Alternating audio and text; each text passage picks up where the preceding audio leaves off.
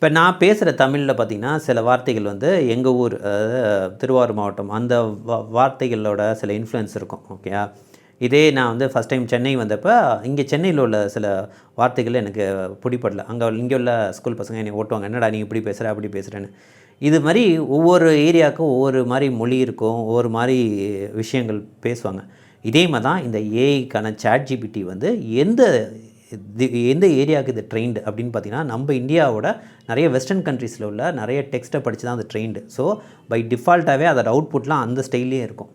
So நீங்கள் அதை எடுத்து நீங்கள் ஒரு கண்டென்ட் க்ரியேட் பண்ணிங்கன்னா, நீங்கள் என்னென்னா அன்நேச்சுரலாக நீங்கள் அவங்களோட டிசைன் மாதிரியே நீங்களும் பேச ஆரம்பிச்சிருக்கீங்க. அவங்களோட மொழி புலமை மாதிரியே நீங்களும் பேசுகிறதா மற்றவங்க, ஏன்னா நீங்கள் அது கொடுக்குற அவுட்புட்டை எடுத்து யூஸ் பண்ணுறதுனால. ஸோ இதெல்லாம் யோசிச்சுங்க. ஏன்னா ChatGPTயோட அந்த பயாஸையும் நீங்கள் யோசிச்சுங்க. ஏன்னா அது ஆல்ரெடி ட்ரெயின் ஆன டேட்டா வேறு சில கண்ட்ரியை பேஸ் பண்ணி தான் ட்ரெயின் ஆகிருக்கு. ஸோ அந்த டேட்டாவோட இன்ஃப்ளூயன்ஸ் இதில் இருக்கும். ஸோ இதை பற்றி ஒரு ஆர்டிக்கல் கூட ரீசெண்டாக வந்துச்சு, அதை நான் சொல்லணும்னு நினச்சேன்.